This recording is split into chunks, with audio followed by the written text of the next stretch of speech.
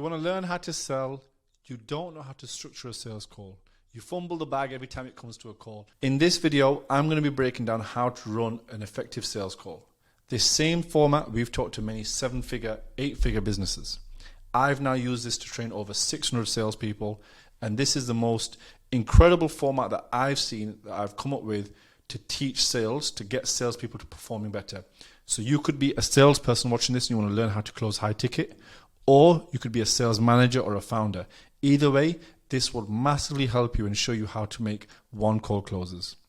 We've had people close one-call closes, myself and our clients, 40, 50, 60,000 off one call with this format. It also works for course sales, high-ticket sales, fitness sales. No matter if you're selling $300, $400 plans, all the way up to $10,000. It works for every single format. And I'm going to go deep into the sales call. It's going to be super in depth, and we're going to break it down step by step on how to run an effective sales call. And before I do so, I'm going to tell you a little bit about myself. My name is Usman Kiani, and I run a company called Guided Growth. We're a sales consulting business here in the UK. Now we're here to change the way salespeople are seen. Salespeople right now are seen as sleazebags. They're seen as anyone that just pushes you into a sale. It's only benefiting them. We believe in a conscious way of selling, being compassionate, being emotionally intelligent. Selling is serving. We want to serve people the right offer, because when we do that the right way, that's when a business builds.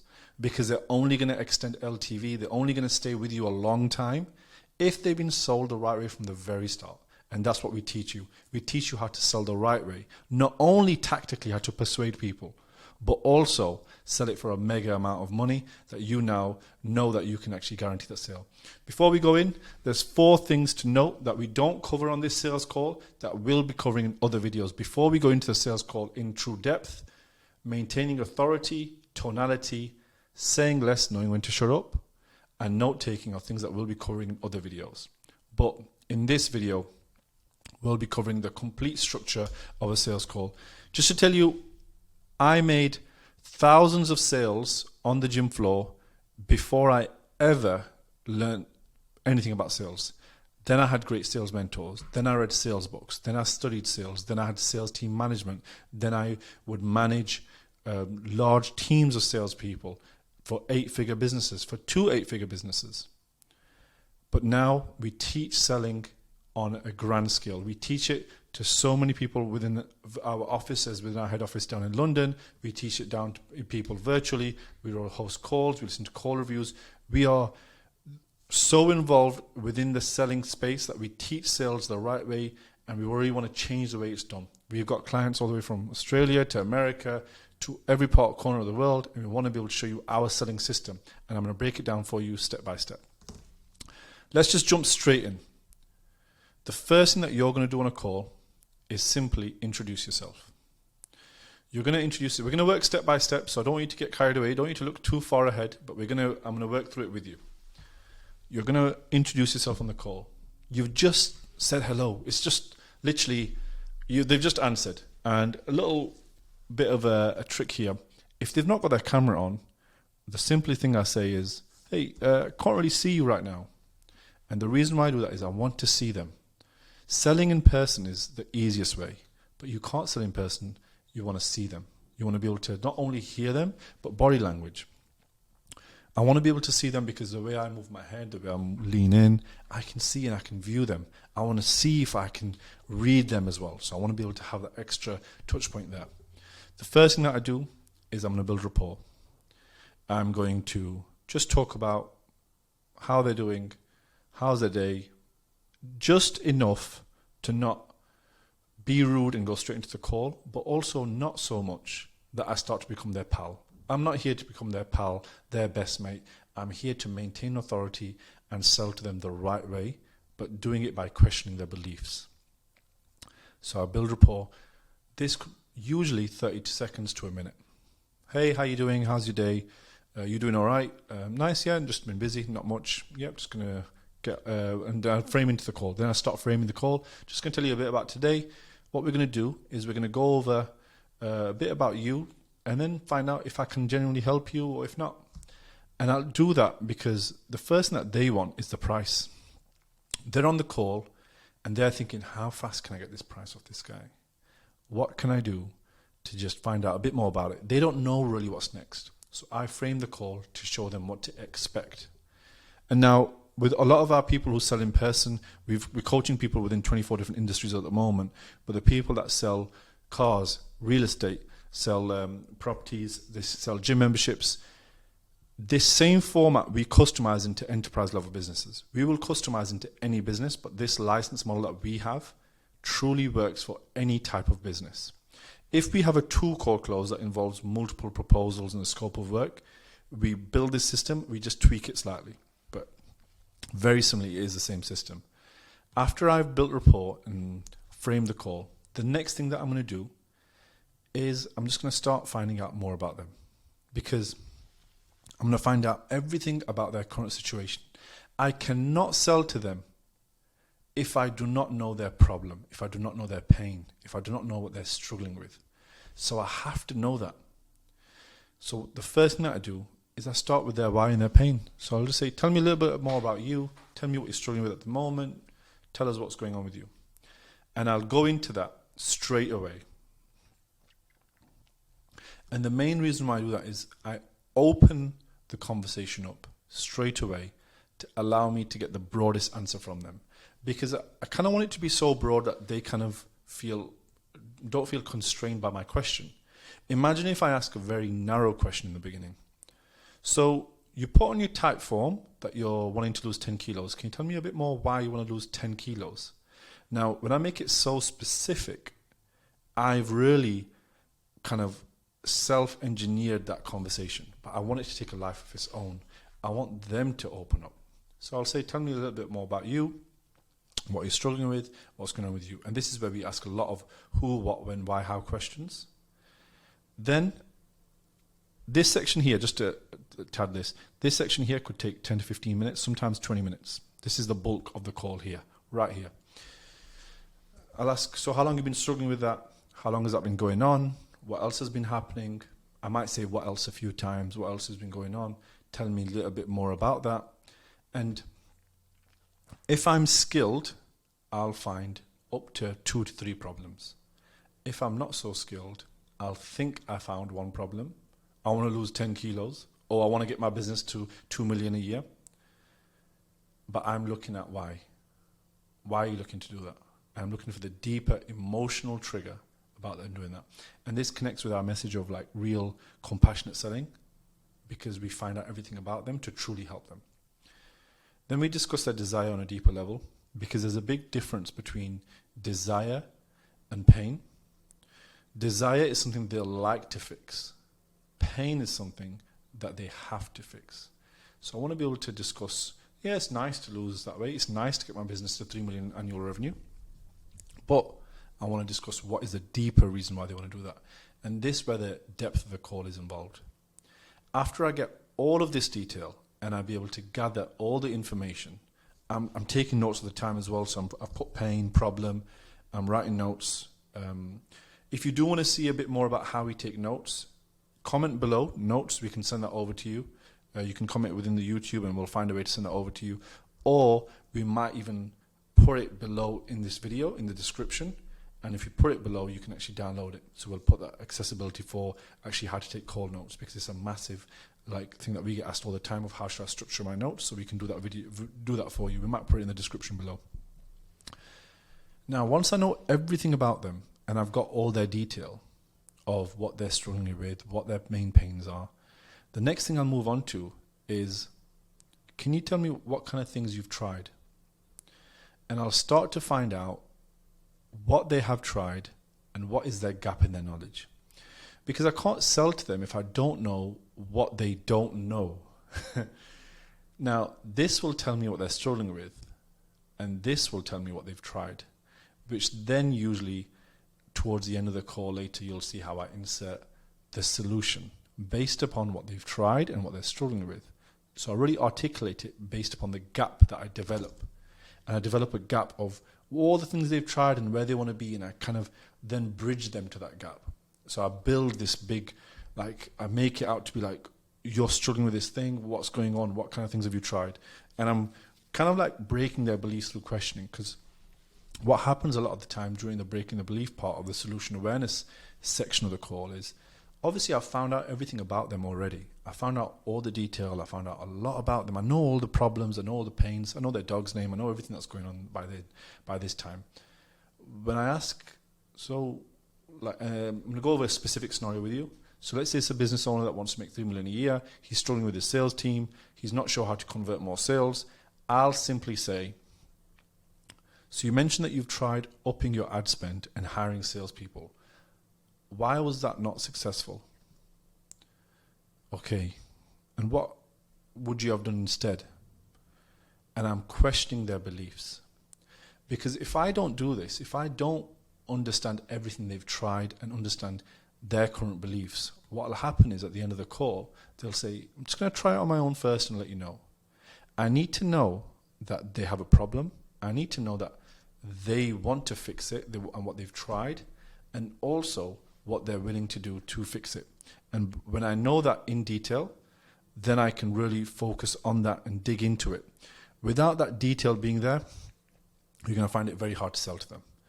And now after I find out all the things they've tried in the past, all the things that they've been thinking of trying or they want to try, I'll then start to move on to asking them cost of inaction questions. Most people are way too aggressive with the cost of inaction questions. They'll ask, so why do you want to do it now then? How you actually want to do this is, I'll ask potential objections. So what kind of things would stop you from blank? What kind of things will stop you from achieving blank? What kind of things will stop you from fixing blank pain, blank problem? And they'll talk about, it could be partner, it could be money, and I cover those obstacles a lot earlier than most people on a call. It's an objection when it comes up later, but it's an obstacle now. For example, if they say partner, I'll say, and are they supportive of you actually fixing blank? Let's say if it's money, I'll say, so are you willing to invest in blank? Because if I do it after I price present, it's going to be far too late. And now what's going to happen is I'm now selling rather than consulting. And I want to keep the call in a consultative manner as much as possible. Not consulting as in coaching them, which most people get confused. I'm only asking questions, but I find out. Then in some way, I try to articulate cost of inaction. Now with B2B businesses, making this about money is far easier, because in very early on, I'll talk about how much money they want to be making, what they want to be doing, or how much weight they want to be losing, or all the things they want to achieve, whatever the service is. And I'll say, so is it costing you a lot by not doing that right now? And then they'll say, yeah, kind of, quite a bit. And I'll say, we want to be making 250K a month. You're currently making 100. That 150K gap, is that something that you really want to fix? What's going on with that? Is that something that you believe you can fix? Because the reason why I'm asking it in that way is most people, a lot of people, don't believe in themselves to invest. I'm going to say that again. They don't believe in themselves enough to invest, but they believe in themselves enough to just find out more about the problem, find out more about what they could do to fix it. And I'm really going into a lot of detail to find out the cost of inaction from them. And I'll ask them, so why do you want to do it now? Why is this something important to you now? Why did you not do it 6 weeks ago? Why did you inquire now? And I'm slowing the call down. At this time, I'm slowing my pace down because I'm asking quite direct questions. So my tonality is soft. I combine direct questions at times with a softer tone. And that's this part here. So now just to recap, we're about 3/4 of the way through the call of time.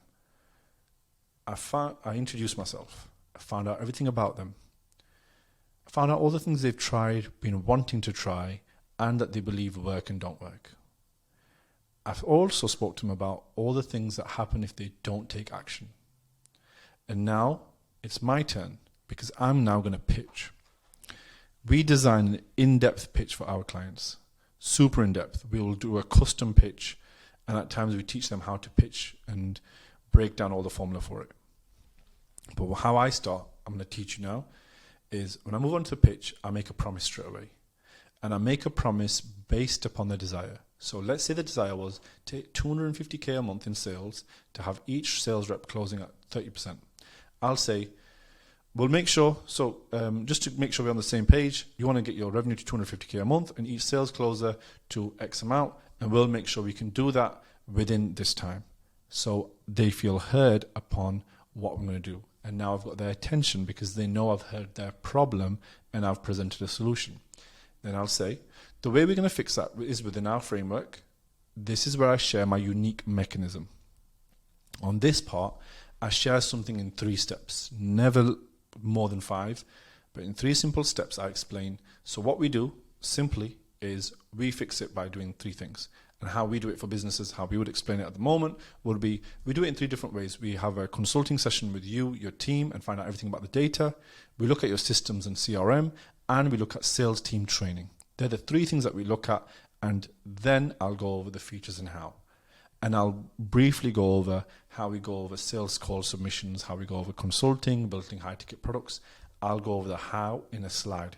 So I'll have slide 1, 3 steps, slide 2, the how and the features of the program. Visually, I put brighter colors, make it really easy to see and what we do. And I put just 2 or 3 steps. I don't put so much on the screen that they get confused and overwhelmed. And then at this point, like something that I love from Hormozi's $100 million book is how he adds scarcity and urgency. But where I add it into the call is, if I was to add scarcity and urgency after the price, people always think it's authentic. They always think like, oh yeah, of course there's an offer. So I add that way before I give the price. And the reason why I give it way before I give the price is it comes across way more genuine and authentic. I build scarcity by either limiting the stock. I might say, well, we have this many resources. And a lot of the times it's actually genuine because we only have so many sales trainers. We only have so many hours. We only have 2 HubSpot developers at the moment. We have a system. We have a Go High Level team. We have a CRM specialist. We only have so many of those people. So we can only onboard so many businesses at once. Because as we're now scaling up to 3 to 10 million, we don't have the manpower. So we genuinely have a scarcity that we can give. Same with you. If you're a coach, you know how many places you can take, so you know there's some sort of level of scarcity. We'll build urgency based upon the scarcity. So if you say, we do offer this if you do it now, I won't give the price, but I will say what we will give. And then I'll also give a bonus. And the bonus that I give, at the moment, we use our events as a bonus. So when we run events of £500, £1,000 for one of our sales events. And we'll throw that in and say, we're running a sales event every quarter at the moment, and we're more than happy to invite you down. The tickets are £1,000, the tickets are £750. And at this point, because the bonus is being discussed, it's like, what else am I getting? How much is it then? So if I'm getting this thing for £750, what else am I getting? And I dropped that in early, and that's been working really well because I'm nowhere near the prices yet. I'm actually about 5 minutes away. But I've dropped in something about urgency, scarcity, and bonus. I stay away from making it discount driven though. So I won't say something like 20% off, 30% off, because I don't want to devalue things and devalue my service before I give the prices. So I'll save all that talk, but I'll develop some sort of scarcity and urgency early. Then I'll simply ask straight away, I'll transition in from here to here very quickly. I'll say, how does that sound? Does that sound good with you? Great. Is there any other questions, or is there anything that doesn't make sense to you so far? I'll ask that because I know that I've shown them a lot of information right now. I've shown them our offer in some way, urgency, show them our features, show them our next steps, made a promise, and I'll ask them clear feedback. Is there anything that doesn't make sense so far? Sometimes I'll reword this question twice. I'll say, is there anything else that you think I've shown that wouldn't make sense to you, or it doesn't sound right to you? And they've said, no, that sounds great. And I want to get them to say yes as many times as possible. So I'll say, does that look really good to you? Yes.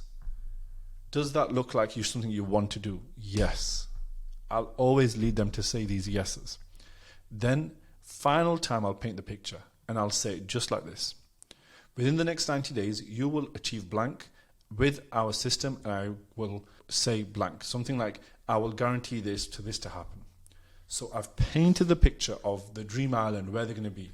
So let's say it's a B2C offer where they're like, it's like a fitness offer. I'll say, you want to lose 10 kilos, I'll make sure that you lose 10 kilos and you're on the beach, just like you said, you're in Ibiza and you're partying, looking your best within the next 12 weeks, sorry. And I'll paint that picture in clear detail. I'll get them to visualize it. I'll say it with such detail. And then I'll stop. And then I'll do something very different that you don't see on many sales calls. I'll just stop and say, so where do you want to go from here? And I'm looking for them to invite me to say, so how much is it? I want anticipation to build. I want them to be like a pressure valve that's just going to pop. And they want the price. They want to know how much it costs. And this is where our price present. And now price presenting is a separate video, how we anchor the price and give it a really big price at one stage, and then we can actually figure out all the different services and how to serve the price, and that is going to be a separate video. So subscribe to the channel to see how we actually serve prices and how we price present. I'm going to break that down in a lot of detail. So if you subscribe to the video and ask for that, if you comment and ask for it, I will make that video for you. So we'll price present and we'll go over all of our prices. Now, the next thing is I'll assume at this point that they're doing it. They're now a yes. I'm expecting objections. I'm not shocked if they give an objection. Most people, where they drop the ball is they'll get an objection and instantly they're like, oh God, they've said no, they're thinking about it. Whatever objection I get, I'm ready. And I do want to shout out to Cole Gordon and how he actually does objection handling, because I actually learned a lot from him as well. I do think the way he handles objections is an excellent frame, and I've kind of changed the way I handle objections. I do have my own twist on it, but I love the way that they teach objections. I'm going to break down that framework to you. So as soon as I get an objection, if any, I know it's going to be one or three. It's going to be an uncertainty-based objection where they're not sure it's right for them, they're not fully sure, they've got questions, they're not fully convinced. Spouse, business partner, like your actual soulmate, your partner, or money. Now, what happens a lot of the times is these two are used as smoke screens when it's actually this. I'm going to break it down for you. I would love to do it. It's just slightly expensive at the moment. Instantly what I'll say is, sure, I hear you. It is a big investment. Is it something that you're 100% sure on? Or is it just the money? Is it something that you might not be sure with, or is it just the money? I'm opening the door for them to escape and make sure it's not uncertainty based. Because I'm just checking, have they thrown a smokescreen objection? Are they fibbing? Do they actually have the money? Because most people have the money. They just don't want to do it. Or they don't need to speak to their partner. They don't need to. So I'll say something like, is it something that you have to speak to your partner about? Or are you definitely sure on this? Are you 100% sure on your side? If I hear something like, well, what it is like, and instantly I know it's uncertainty based, and I promise you, 80% of the time, it's an uncertainty based objection. And I'll say to them, so what's the main thing that's making you feel unsure? Or what's the main thing that you got doubts about? I'll open it up in a softer tone to allow them to tell me what makes them concerned. And then I'll start asking them questions about it. That's a separate objection handling framework. I'm going through the sales call with you now just to go into as much detail. Buyer's remorse is something just that you tackle, just making sure you explain the onboarding. But this is actually how we actually teach sales within a full sales call. When you're going from introduction, the situation-based questions, the solution awareness questions, the cost of inaction, the promise, the pitch, and the commitment stage. Those stages, and as well as the objection handling, is exactly what we teach. And now, if you're looking at growing your sales, looking at making more sales, closing more deals, you're a founder and your cost of acquisition is going up week on week, you're not sure why your sales team aren't performing, you're not sure why you can't close. If there's no structure of your sales call, you're always going to drop calls. There has to be a clear structure.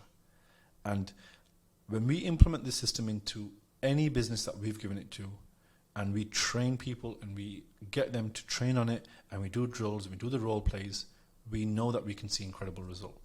We know that a lot of the times double the closing ratio of a lot of businesses. If they're stuck at 5, 10, 15%, we can double it, and we can get them earning twice as much, and their CAC goes to half.